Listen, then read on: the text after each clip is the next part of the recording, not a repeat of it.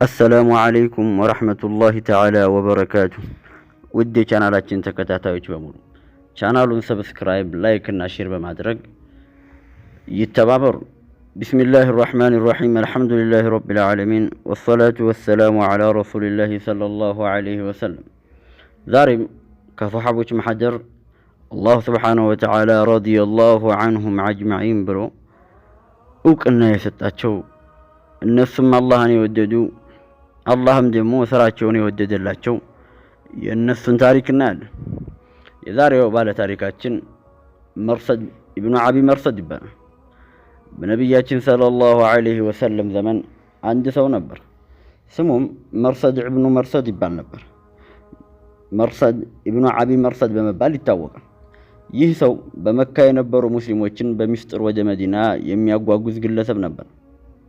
መርሰድ ረዲየላሁ ዐንሁ በአንድ ወቅት ገጥሞት ስለነበረ ሁኔታ ሲናገር ራሱ ታሪኩን እንዲህ ሲል ያጫውተናል። በመካ ከተማ ውስጥ አንዲት ስሟ አናቅ የምትባል የታወቀች ሴተኛ አዳሪ ነበረች። እኔም የእርሷ ጓደኛና ወዳጅ ነበርኩ። አንድ ቀን አንድ ሰው ወደ እኔ በመምጣት ከመካ በሚስጥር የሰለመ ሰው መኖሩን ወደ መዲና እንዲያስመልጠው እንደሚፈልግ ነገረኝ። እርሱም የተባለውን ሰው ተሸክሞ ወደ እኔ አመጣው። እኔም የማስመልጠውን ሰው ተሸክሜ ወደ አንድ ጥግ ወሰድኩት። ቦታው ጨለማና ሰው ላያየኝ የሚችልበት አልነበረም። ሰውየው ይህን የተሸከምኩትን ሰው ይዤ ጨለማ ነው ብዬ ባሰብኩት ቦታ ቀስ አድርጌ ከመካ ለማስወጣት ዝግጅቴን ጀመርኩ። በዛ ቦታ ቁሜ ያለሁ አናቅ የምትባለዋ ሴተኛ አዳሪ ወደ እኔ ትመጣለች። በጨለማ ውስጥ የኔን ጥላ አይታዋለች። ግንቡን እንደጨረሰች እኔ መሆኔን ለማረጋገጥ መርሰድ ነህ ስትል ጠይቀችኝ። አዎን መርሰድ ነኝ አልኳት።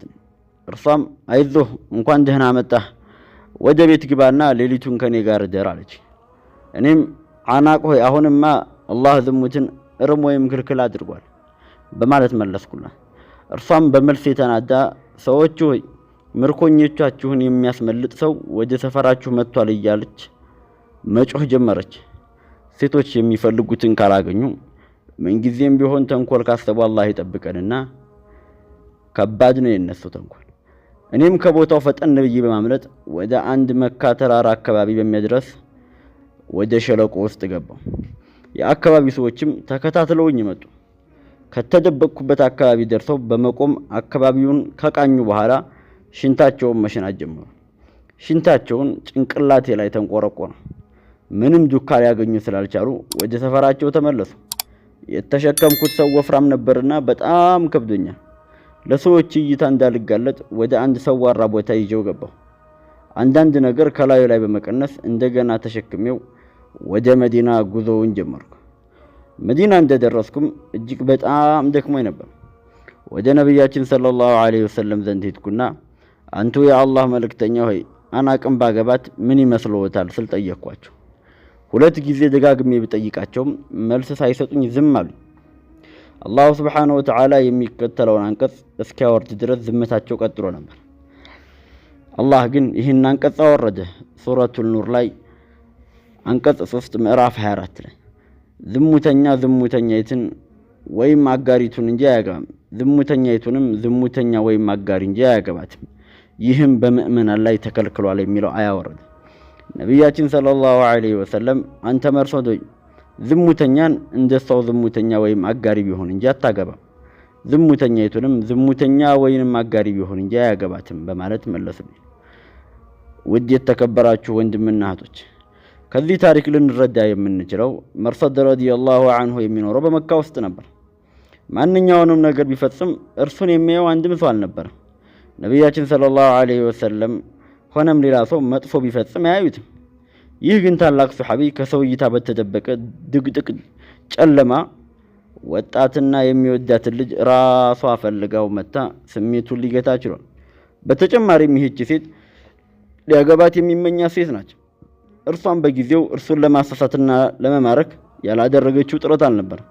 ነገር ግን በእነዚህ ሁሉ ሁኔታ ውስጥ ይህ ሱሐቢ ከእርሷ ራቀ። ነፍስያውንም አሸነፈ። ስሜት ቢገፋፋውም የአላህን ሱብሓነሁ ወተዓላ ድንበር አልጣሰም። አላህም ሁሉን ነገር አገራለት፣ መውጫ መንገዱን ሁሉ አመቻቸለት። አላሁ ሱብሓነሁ ወተዓላ እሱን ለሚፈሩ ሰዎች ከችግሮቻቸው መውጫ ያደርግላቸዋል። አላሁ ሱብሓነሁ ወተዓላ ምንጊዜም እሱን ፈርተው ሐራም የሚርቁትን ሰዎች ትክክለኛ መንገድ መውጫ ያሳያቸዋል።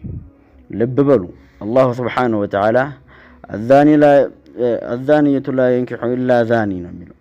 ዝሙተኛ ለዝሙተኛ፣ አጀብ የሌለውን አጀብ ለሌለው ነው።